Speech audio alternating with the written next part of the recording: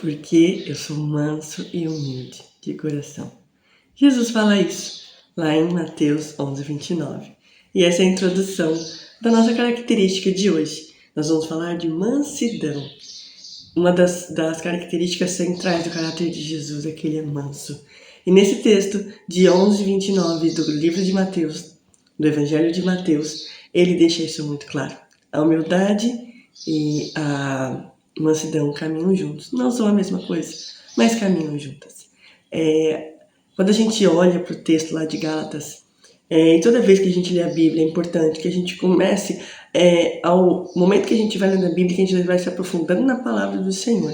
A gente vai conhecendo, estreitando até o nosso vocabulário, né? E quando a gente começa a conhecer e lembrar de palavras que estão em outros textos ao decorrer da Bíblia, significa que nós estamos tendo um vocabulário bíblico, né? Ou seja, nós estamos começando a alinhar o nosso coração, a nossa forma de pensar, de falar, os nossos comportamentos com a Bíblia. E isso é extremamente importante para o cristão.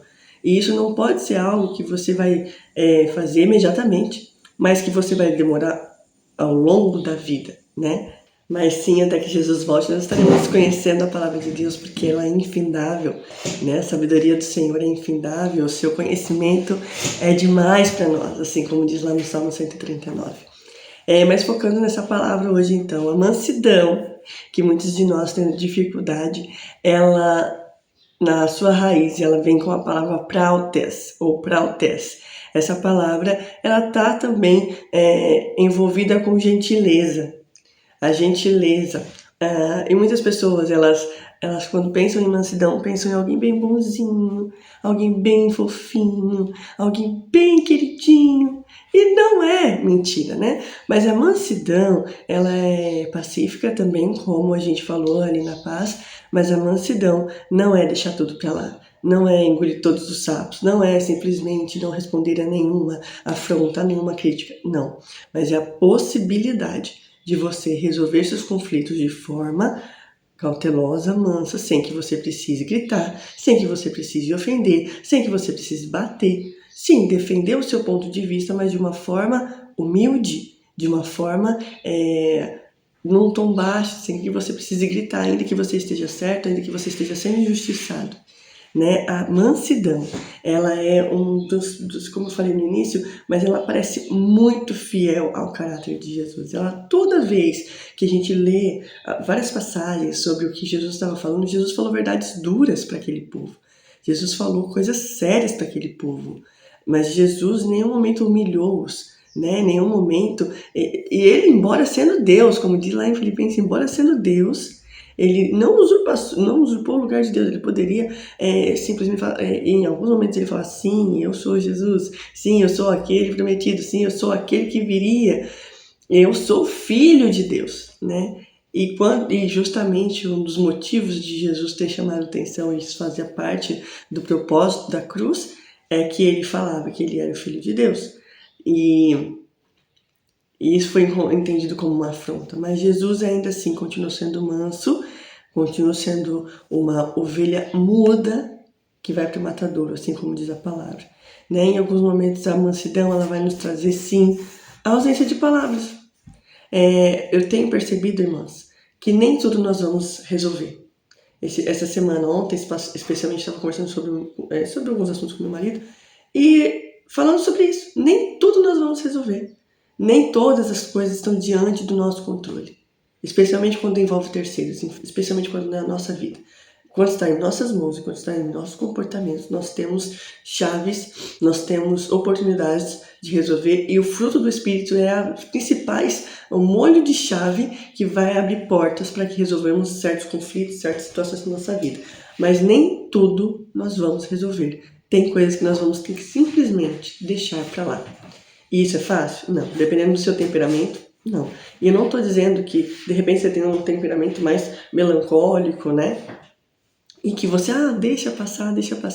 E isso vai criando feridas no seu coração, vai te levando e te afundando numa depressão, te afundando numa síndrome de pânico, ou com doenças no corpo, por ódio guardado, enfim. Não vou entrar nesse mérito agora. Mas o que eu quero dizer? Que a mansidão ela é confundida com uma pessoa passiva, né? Quando você diz, a pessoa é mansa, tá, coitadinha. E não é isso, a mansidão é algo tão nobre, é algo tão lindo e tão perfeito, que ela tá ali na lista do fruto do Espírito, que é ao contrário à obra da carne. O que é a mansidão? É o contrário da ira. A ira, ela é muito fácil de ganhar, gente, é muito fácil. Você pode perceber que pessoas que elas têm mais facilidade em se irar, em deixar a ira tomar conta de toda a situação, elas parecem ser pessoas mais respeitadas.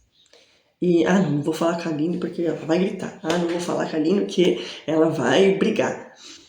E isso não pode ser algo do caráter de um cristão, né? Eu digo isso porque o quanto eu tenho lutado para que a mansidão seja parte da minha vida, esteja dentro do escopo da minha vida há anos, desde que eu me converti, né? Cada um de nós tem os seus comportamentos com mais facilidade, suas formas de pensar, suas formas de agir, né? E como Deus tem trabalhado no meu coração em relação à mansidão. Então, quando a gente estuda sobre o que é a mansidão, e quando a gente, falando aqui para vocês, né, essa gentileza, esse bom comportamento de resolver conflitos de forma madura, eu acho que a mansidão ela também traz esse ponto sobre a maturidade do cristão, né? Quando nós somos imaturos, a gente faz birra, né? Você tem que olhar para o seu comportamento e falar assim, estou fazendo muita birra, eu acho que eu não estou deixando a mansidão tomar conta de mim, né? Então, por quê? Porque às vezes a gente age como crianças na fé, né? É diferente você agir como criança com Jesus, buscando Ele em sua inocência, buscando Ele na sua maior pureza, né? A palavra diz que nós temos que nos comportar como criança, mas a palavra também diz que nós precisamos ser maduros, porque chega um momento que a gente não pode mais consumir só o leite espiritual. Deus quer nos dar alimentos sólidos e por causa da imaturidade nós não conseguimos passar da fase do leite, né? Então a exortação que Paulo traz ali não lembro se aos Coríntios,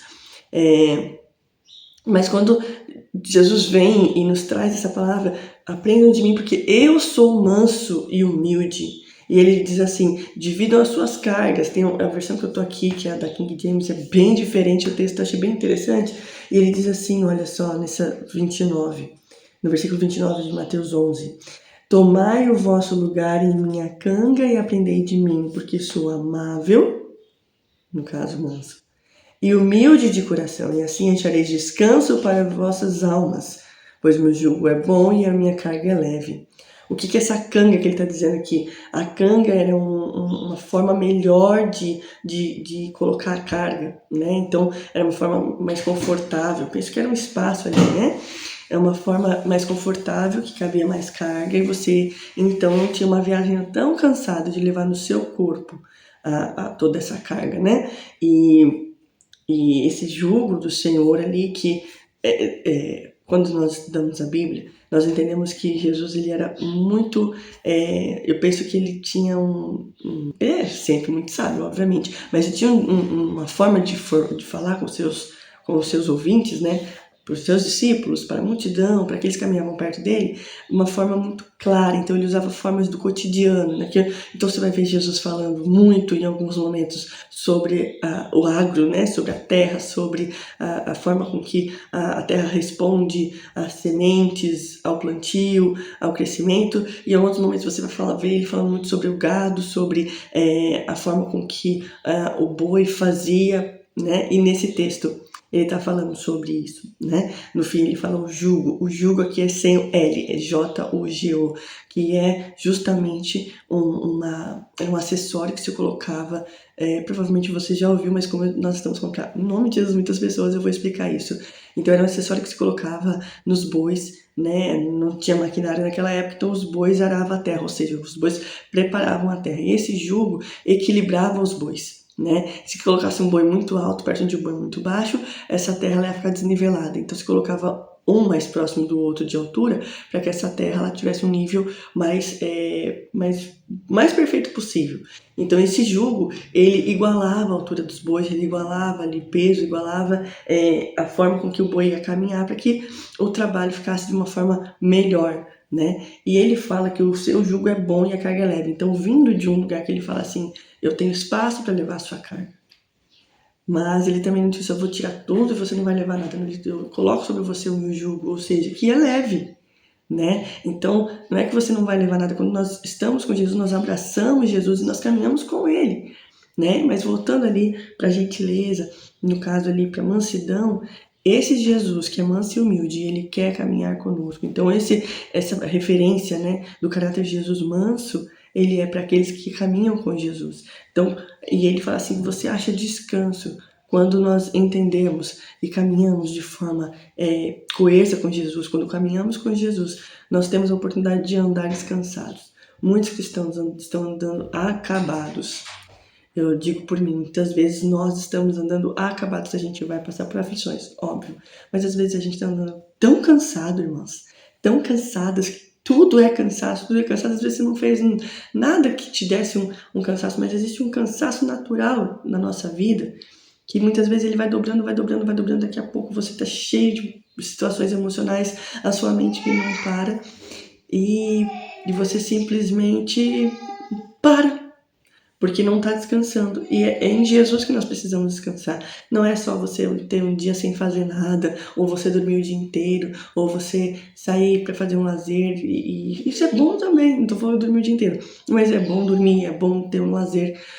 Mas principalmente, irmãs, descansar em Jesus, ir para o lugar entre você e Ele, para o secreto com Ele, e principalmente copiá-lo. E Jesus é manso. Jesus não era manso, Jesus é manso.